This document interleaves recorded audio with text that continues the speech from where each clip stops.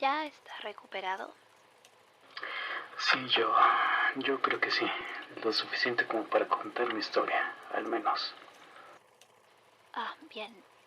Graba el sargento Walter Heller sobre un descubrimiento hecho cerca de Alejandría durante la Operación Crucero en noviembre de 1941. Fecha de grabación 5 de septiembre de 1997. Cuando usted esté listo. Sí. ¿Dónde quiere que comience? Bueno, usted estaba diciendo que estaba sirviendo en el norte de África cuando pasó. Sí, estaba con los segundos húsares reales de Gloucestershire. Originalmente ni siquiera se suponía que bajésemos a Libia. Pero cuando se empezó a hacer retroceder a Roma, toda la brigada fue resignada. Íbamos a ayudar con la Operación Crucero. Bueno, eso estuvo bien para mí. Mi hermano Francis había muerto en Arras cuando los alemanes habían pasado el año anterior. Rommel había estado al comando allí también, y yo lo odiaba por eso. Sabía que nunca podría hacer algo sobre ello, pero yo siempre solía llevar una foto vieja de él que había recortado del periódico, y me aseguré de guardarla en mi mochila para reconocerlo si es que lo veía otra vez, o por si acaso. Bueno, había 4 de nosotros en el equipo del tanque. Frank Malloy estaba al mando. George McClough conducía y teníamos un cargador que se llamaba Dicky. Bueno, me temo que no recuerdo su apellido. No estuvo como nosotros mucho tiempo. Yo era el artillero. Siempre he tenido buenos ojos. Entiende, y realmente necesitas eso para el arma. Está bien que Frank señale un punto en el horizonte y nos ordene disparar, pero yo soy el que tiene que alinear el tiro desde aproximadamente 1 kilómetro y convertir un tanque nazi en un ladrillo ardiente antes de que nos puedan hacer lo mismo. Yo era bueno en ello, aunque logré alcanzar a 3 M1340 cuando empezó la pelea. Me hubiese gustado probar con un Panzer, pero fueron los italianos los que nos alcanzaron en Bir el Gubi, así que nunca tuve la oportunidad. Tal vez eso fue mejor. Era sabido que los alemanes tenían mucho más entrenamiento, por lo que tal vez nos habría resultado mucho peor. Pero de todos modos odiaba desperdiciar tiempo con los italianos, cuando sabía que Rommel y sus Panzer estaban allá afuera en algún lado del desierto. Honestamente era todo un enredo.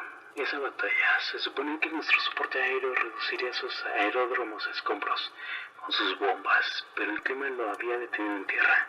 Entonces, todo el tiempo estábamos siendo acosados por aviones alemanes.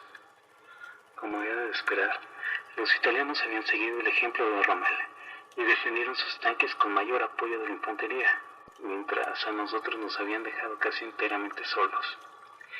Frank se ocupó de la ametralladora cuando la podía sujetar, pero ya era bastante difícil vigilar con los tanques enemigos sin tener que preocuparnos constantemente de que un Panzerfaust salga hacia ti de la nada. Seguíamos con el crucero Mark I en ese entonces, así que teníamos la velocidad para mantenernos fuera de su alcance, pero yo era básicamente inútil cuando conducíamos. Cada vez que parábamos por suficiente tiempo como para que yo ponga la mira a un tanque italiano, resultábamos siendo un blanco facilísimo para su infantería. Considerando todo, creo que derribar 3 de ellos estuvo bastante bien. ¿Sabe? Fue un día caluroso. No había estado en el desierto por más de semanas y el puro calor del sitio seguía siendo un poco chocante. Soy de Cheltenham, entonces no estoy exactamente acostumbrado al ardiente sol del desierto libio. Y un crucero, bueno, a pesar de todas sus ventajas, no tenía ventilación. Entonces estábamos pasando mucho tiempo atrapados en lo que era más o menos un horno móvil. Aún así, yo podía soportarlo un poco. Pero una vez que la pelea comenzó y las armas dispararon, bueno, era solo un cañón de 2 libras. Pero de todas formas, el calor era casi insoportable. Ya habíamos batallado por 2 horas cuando sucedió. El arma ahora estaba tan caliente que no podía tocarla, y tenía que sacar un flujo constante de sudor de mis ojos de tanto en tanto. Todo el desierto parecía hincharse y mecerse en la neblina del calor, pero escuché claramente a Frank ordenando disparar a un tanque en el este. Ralph detuvo el crucero y escuché al pobre Dicky gritar desde el interior que podíamos disparar, maldiciendo todo el tiempo por sus dedos quemados. Podía ver la silueta oscura de un arma italiana en la distancia. Yo estaba tratando de obtener el mejor ángulo, pero mi visión estaba tan borrosa por el intenso calor que era difícil enfocar mis binoculares. Luego lo vi, un destello de luz, un destello titilante del sol en el tanque enemigo. Yo sabía lo que eso significaba, el reflejo del sol en sus binoculares, que miraban hacia nosotros, pero mi cabeza estaba tan nublada que parecía que me estuvieran guiñando.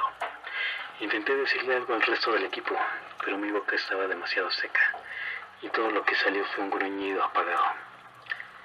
Era extraño, pero aún con la intensa luz del sol reflejándose en la interminable expansión del desierto, sigo recordando ver el destello de su arma, pero no lo escuché.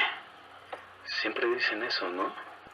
Que nunca escuchas el tiro que te alcanza. Bueno, yo ciertamente no lo hice.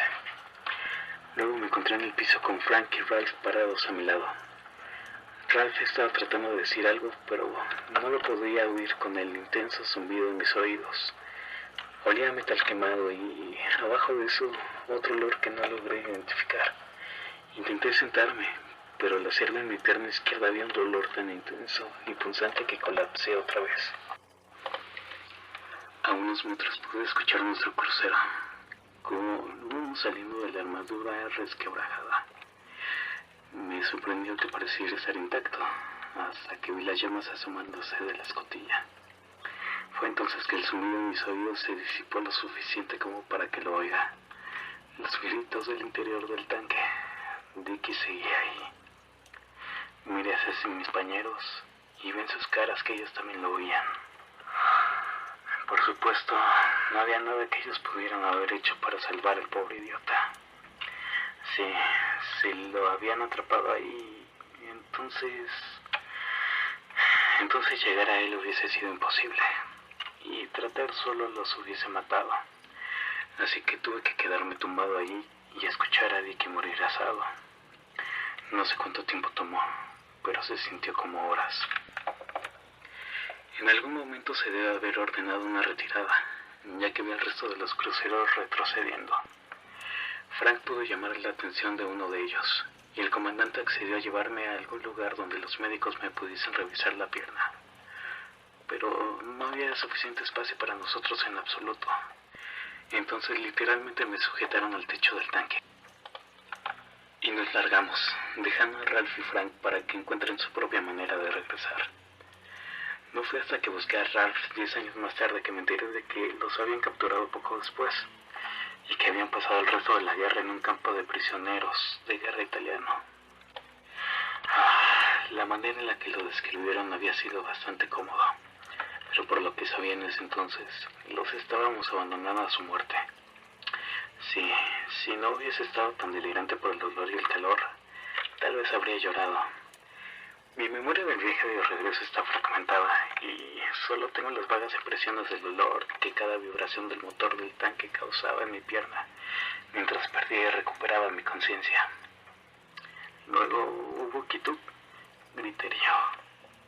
Recuerdo un vago pinchazo en mi brazo y luego un diferente tipo de neblina cubrió mi mente mientras el entumecimiento y el sueño se esparcían por mis venas.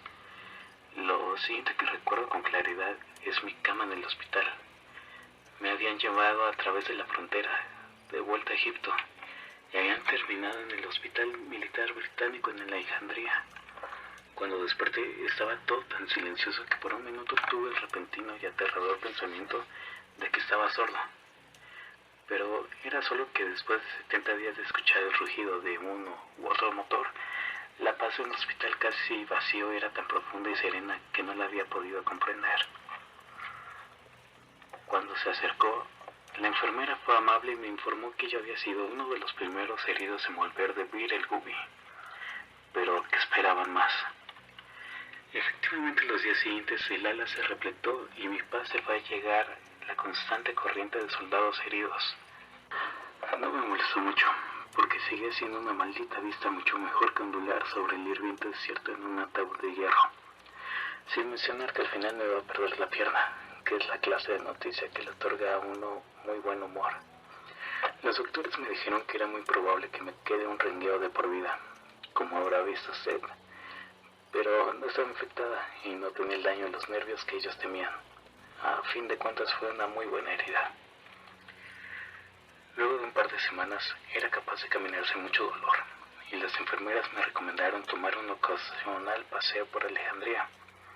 Eso hice, pero con los locales y el ejército era un lugar repleto de personas y ruidoso, aún en la noche. Comencé a tomar mis paseos más y más lejos del hospital y del centro de la ciudad, y ocasionalmente me encontraba deambulando más allá del límite de la ciudad, al menos tan lejos como me lo permitiera mi pierna. Seguía caluroso, aún a finales de diciembre, pero más allá del borde de la ciudad había un silencio pacífico que simplemente no podía encontrar en ningún otro sitio. Sucedió 2 días antes de que tuviese que retornar al servicio activo. Había estado inquieto durante toda la semana y no podía calmarme ni concentrarme en nada.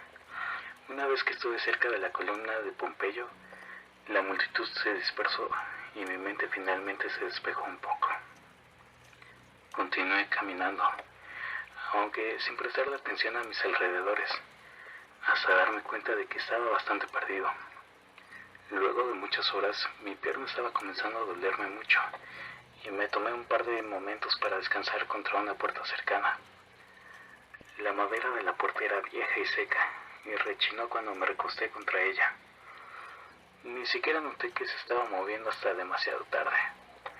Cuando volví a mí, estaba solo boca abajo en un sótano lúgubre, mi pierna con un dolor nuevo y ardiente. No estaba rota nuevamente, lo que fue un alivio, pero de todas formas tuve que sentarme por unos momentos recuperándome de mi caída, y nadie parecía darse cuenta de lo que había ocurrido, o al menos no les importó, y me tomó un tiempo para ver exactamente dónde me encontraba. El sótano lucía viejo, muy viejo. No soy un experto en arquitectura egipcia, pero no se veía mucho como el resto de Alejandría. Más que ello, además de la ahora rota puerta, no parecía haber ninguna entrada al sitio ni nada conectándolo al edificio de encima. Estaba seco y fresco, y no parecía haber nada más que notar, excepto por una vieja reja hecha de latón, o tal vez de bronce, que supuse que llevaba el sistema de cloacas. Fue cuando finalmente me incorporé lenta y dolorosamente que lo vi. Desde algún lado a través de la reja, con el sol poniente brillando sobre ello, vi el destello de algo redondo y blanco.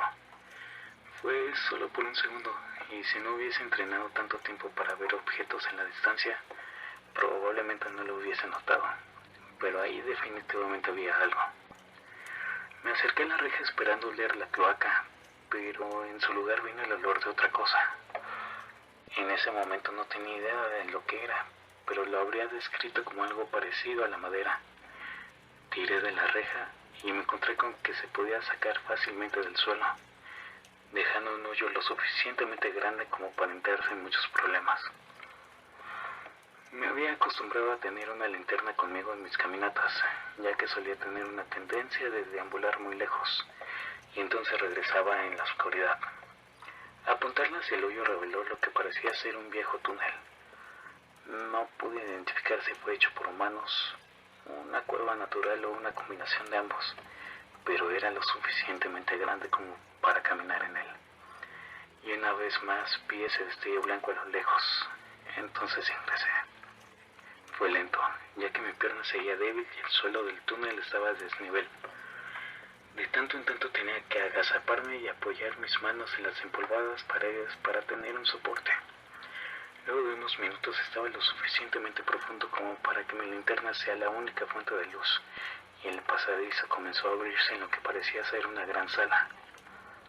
Fue ahí, en un pequeño hueco tallado en la pared, que vi lo que había reflejado la luz.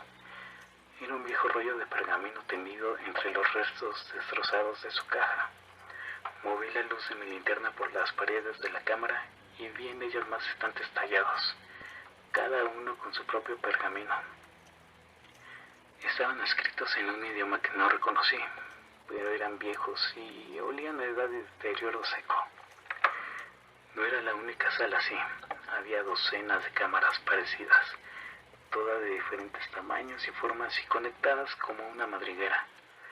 Algunas estaban vacías, otras todavía tenían un puñado de pergaminos en huecos o caídos al suelo. Parecía que el sitio había sido saqueado mucho tiempo atrás. Luego de chequear un par de salas, estaba seguro de que lo que sea que fuera esto, debe haber sido un gran descubrimiento arqueológico. Realmente no sabía a quién decírselo, pero sabía que tenía que comunicarlo a alguien. Cuando giré para regresar a la entrada, la luz de mi linterna cayó sobre algo oscuro en una sala contigua. Era un cadáver. Parecía que había perdurado un largo tiempo, y el aire seco lo había casi momificado, dejando una piel desecada estirada ceñidamente sobre el huesudo cuerpo. Tenía puesto lo que parecían ser restos de una copa de malla y un tabardo de Karlov negro, con una cruz blanca puntiaguda estampada en el pecho. Una espada rota descansaba cerca, ahora oxidada y convertida en casi nada. Y cuando contemplé la cara del hombre muerto, no pude detener un escalofrío. Traté de convencerme de que solo era la manera en la que la calavera se había deformado a través de los años, que hacía parecer que estaba gritando. No tenía ojos, pero en vez de haberse simplemente podrido, había arañazos irregulares alrededor de los bordes de las cavidades, dejando pozos ahuecados y desaliñados. Ahora estaba muy aterrado y me había volteado para salir cuando mi linterna abruptamente se apagó. Fue de lo más extraño. Debería haber estado oscuro cual boca de lobo, aunque no había ninguna luz que iluminara esas cuevas subterráneas, pero de todas formas podía ver todo. Cada detalle del arrugado cadáver enfrente mío estaba clarísimo. No había ninguna luz con la cual verla, pero no puedo explicarlo. Ni siquiera puedo explicar cómo se sintió, pero la oscuridad era absoluta y aún así podía ver. Repentinamente y al mismo tiempo sentí intensamente que me estaban observando, como si 1000 ojos se hubieran fijado en mí en el mismo instante. Me congelé.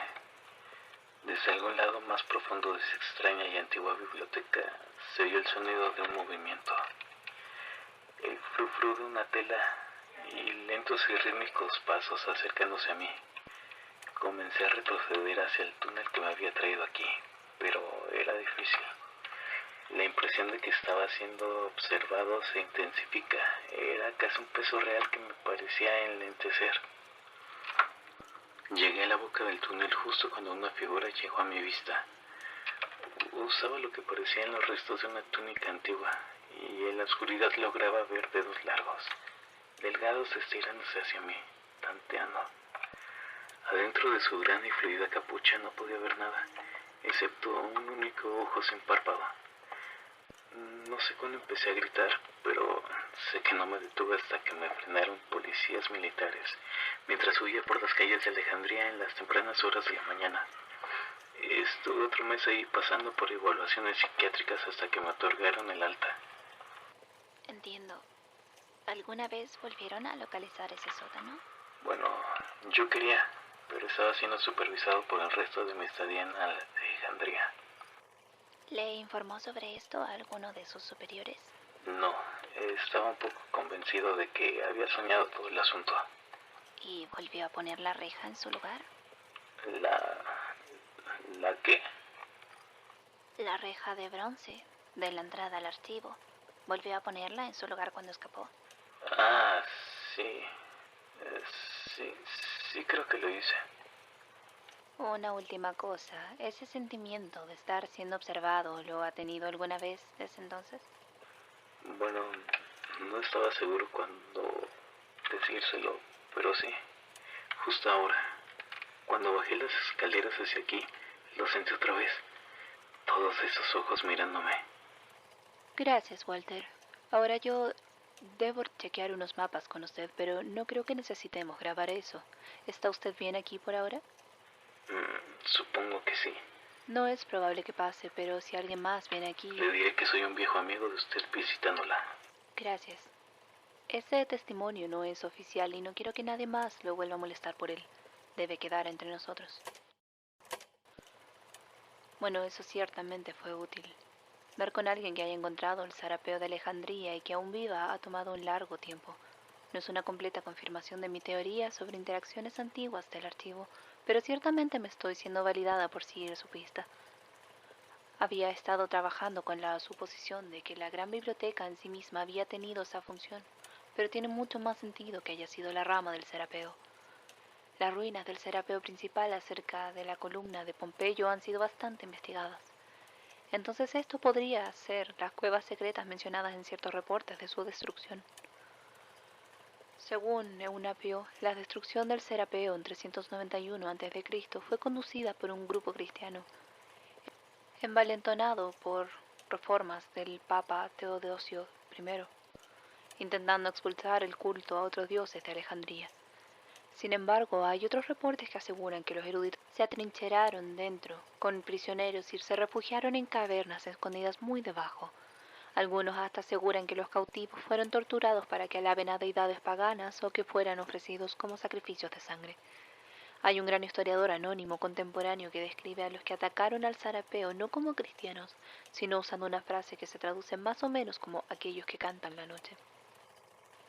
El cadáver encontrado por el señor Heller parecía ser los restos de un caballero hospitalario de la Orden de San Juan, al menos basándome en su descripción del tabardo, muy probablemente del saqueo de Alejandría en 1365 por Pedro I de Chipre.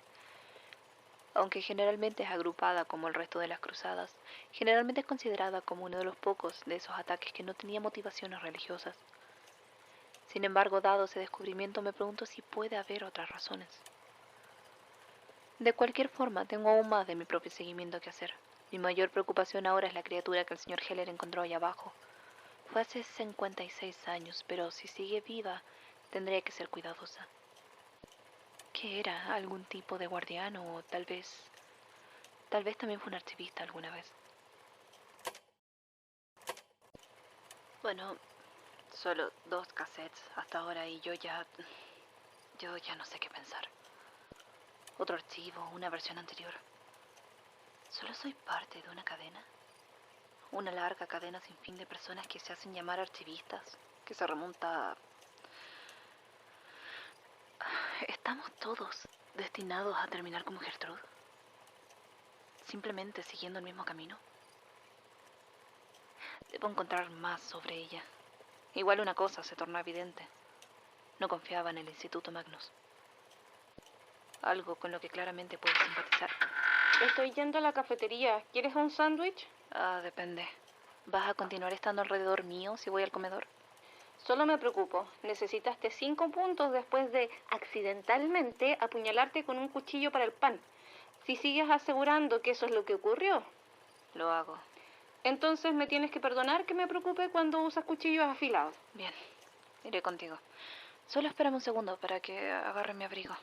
Ok. El señor Heller murió de un derrame cerebral en 2004, haciendo que el seguimiento de este caso sea difícil. Pero he encontrado un artículo de marzo de 1998, 6 meses después de que el testimonio sea tomado. Es sobre una explosión en Alejandría que destrozó muchos edificios cerca de la columna de Pompeyo y mató a 17 personas. La investigación oficial determinó que fue una explosión de la red de gas, pero me pregunto... Gertrude Robinson no es quien pensé que era. Fin del suplemento.